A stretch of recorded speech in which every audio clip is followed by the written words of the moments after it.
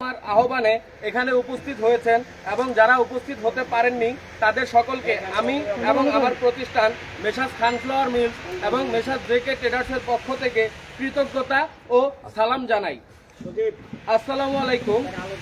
আশা করি আল্লাহর অশেষ রহমতে আপনারা সকলে ভালো আছেন এবং ভবিষ্যতে ভালো থাকবেন।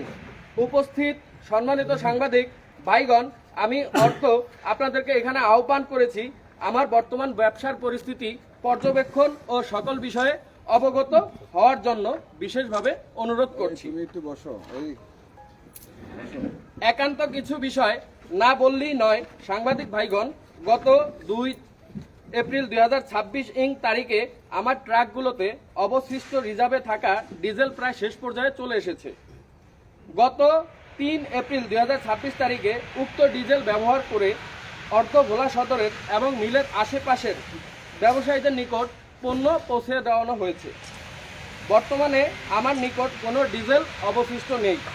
তার পরিপ্রেক্ষিতে আমার নদীবর্তী ঘাট হতে গুদামে গাড়িতে যোগে গম উত্তোলনের কোনো ডিজেল আমার কাছে অবশিষ্ট নেই এবং দুটি প্রতিষ্ঠানের উৎপাদিত পণ্য ময়দা, ভুসি, মুড়ি ভোলা জেলার দক্ষিণ আইচা হতে উত্তরে অর্থাৎ ইলিশা ফেরিঘাট পর্যন্ত এবং জেলার বিভিন্ন আনাচে কানাচে উৎপাদিত পণ্য নিজ পরিবহন দ্বারা পৌঁছানো হয়। আজ থেকে যদি আমি ডিজেল সরবরাহ না পাই তাহলে ভোলা জেলার চরপেশন, লালমোহন ও বিভিন্ন উপজেলায় আমার উৎপাদিত পণ্য পৌঁছানো সম্ভব হবে না। আমার শিল্প প্রতিষ্ঠানে উৎপাদিত পণ্য সম্পর্কে ভোলার সকল ব্যবসায়ীদের মতামত হচ্ছে উক্ত প্রতিষ্ঠানের পণ্যের মানসম্মত এবং সাশ্রয়ী মূল্যে, যা সবার জন্য সহজযোগ্য।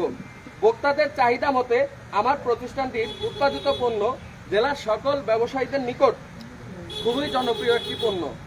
সাংবাদিক ভাইগণ, এখানে আরও দুঃখের সাথে আমি প্রকাশ করতে চাচ্ছি যে উক্ত প্রতিষ্ঠান দুটিতে 200 জনের মতো কর্মকর্তা ও কর্মচারী নিয়োজিত আছেন এবং আমার পরিবারও এই প্রতিষ্ঠানের উপর নির্ভরশীল। আমি যদি 200 ব্যক্তির পরিবারে অন্তত 5 জন করে গণ্য করি, সেই হিসেবে 1000 জন লোকের জীবিকা নির্বাহ করে আমার এই দুটি প্রতিষ্ঠানে। আমার পণ্যটি বাজারে বিক্রয় চলমান রয়েছে, যে বিধায় উক্ত পণ্যের সমজাতীয় অন্যান্য পণ্যগুলোর বাজার মূল্য স্বাভাবিক আছে। সাংবাদিক ভাইগণ, দুঃখের সাথে বলতে হয় ভোলা বিসিকে আমার জানা মতে আমার প্রতিষ্ঠান দুটি সচল এবং প্রতিযোগিতামূলক বাজারে টিকে আছে। সম্মানিত সাংবাদিক ভাইগণ, প্রতিষ্ঠান দুটির কর্মকর্তা কর্মচারী শ্রমিকদের পরিবারগণের জীবিকা নির্বাহের জায়গার উপর ভিত্তি করে আজকের বাংলাদেশ।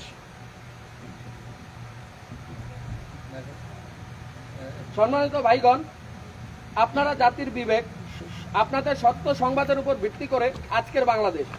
আপনাদের মাধ্যমে গণপ্রজাতন্ত্রী বাংলাদেশ সরকারের ভোলা জেলায় উক্ত কর্মকাণ্ডের সাথে নিয়োজিত কর্মকর্তাদের নিকট আকুল আবেদন, আমার শিল্প প্রতিষ্ঠান আপনাদের মাধ্যমে বাংলাদেশ গণপ্রজাতন্ত্রী বাংলাদেশ সরকারের জ্বালানি মন্ত্রণালয়ের মন্ত্রী মহোদয়ের সুদৃষ্টি কামনা এবং সহযোগিতা আশা করি।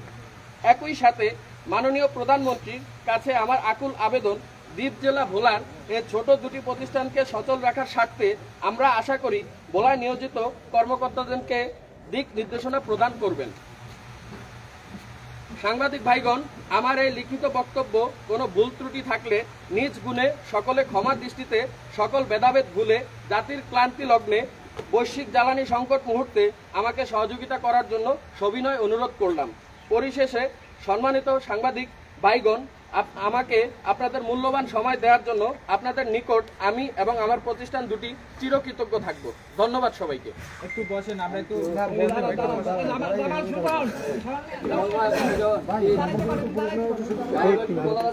না ভাই, আমাদেরকে আমার বক্তব্য যা দেওয়ার লিখিত আকারে দিয়েছি, তো দয়া করে আমাকে কোনো প্রশ্ন করবেন না। আপনারা আমার বক্তব্য লিখিত নিয়ে যান, দয়া করে আমাকে কোনো প্রশ্ন করবেন না। না, আমার কোনো বক্তব্য নেই।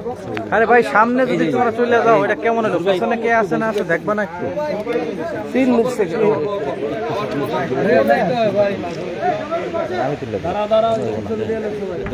ভাই এদিকে দেখান, ভাই সামনে থাকো।